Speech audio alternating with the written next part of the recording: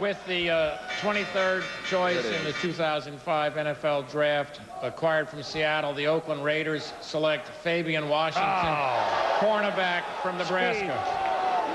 Good pick for them. Speed.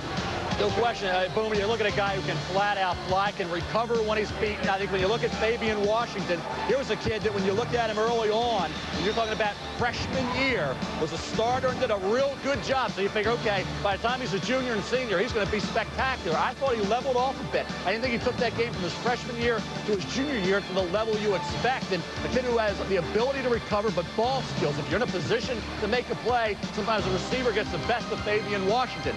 But 5'10 and a half, 188, and he ran at the combine in that 4.3 range, 4.27, 4.3. Vertical, 41 and a half inches, and did 18 reps, so he's a strong kid as well. He has all the measurables, all the computer numbers, except ideal height at 5'10 and a half, and the speed is unbelievable, and they need him. My question is ball skills and not going from his freshman year to his junior year and really going to the point where I thought he would be, which was an early first-round pick. I thought he was a 2, projected then to a 1 after the combine tour. And I like the ball skills, and I like the speed and the ability to recover. But I want to know, will he come up and hit in the run game is what I need to know. I want to know if he can come up and hit somebody in the run game. We know he can cover, we know he can run, but that's the question mark that I have on Fabian Washington is, can he come up and stick somebody in the run game? But speed and Al Davis. Al Davis always talks about intimidating opponents. Part of intimidation, he believes, is speed. You add Randy Moss with speed on offense, and obviously Fabian Washington could run a little bit on defense. Well, 4.29. That speed. In 1975. Yes, exactly. He knows football. Who he does. Tom Ruud went to the Buffalo Bills in 75. Now Barrett, of course, goes to John Gruden. He talks about a smart football player. That's what Gruden likes. Barrett, Ruud. 149 tackles as a junior. This past season, 143. That's consistency from year to year. Sideline to sideline speed. You see him there, number 38. Making plays, smart. You talk about diagnosing the play quickly, being a good leader. I mean, he's 240 pounds. And he runs in the 4.65, 4.74 range. Actually ran a 4.75 at the combine. Well, he run a little better than that. 25 reps. He's strong, and he's a very good athlete. I thought late in round 1, maybe New England, because they like smart football players, would think about Barrett Ruud. They opted for Logan Mankins, an offensive guard from Fresno State. And here in early second round, Barrett Ruud to the Tampa Bay Buccaneers at a positional need area for John Gruden's Bucks.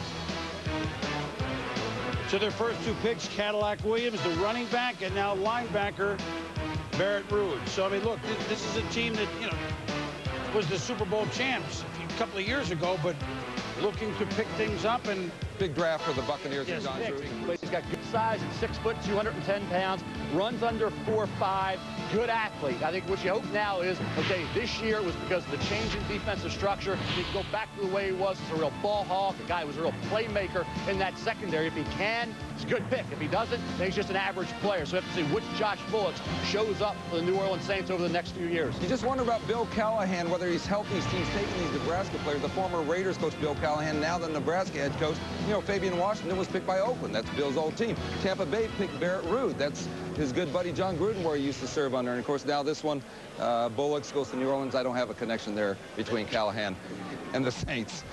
Well, Mort, I'm sitting here trying to connect the dots. You got 2 of the dots. You got 2 dots. Hanging. They got a good system hanging like right that. now. I'll find one. You're still all excited about Matt coming. He snuck through everybody. Richie Incognito. Center, who was of course. the center, of course. He just, no one saw it from Nebraska. I've never even saw it. I've never even heard of this young man. But I'm sure the Rams saw some potential in this young man that they're bringing him to St. Louis. And another thing, it just adds more depth to our offensive line, patches things up. And He's been going incognito, man. No one knows who he is. Moving, Tori, you look at a kid who played left tackle at Nebraska. This was expected to be a season to dominate at center.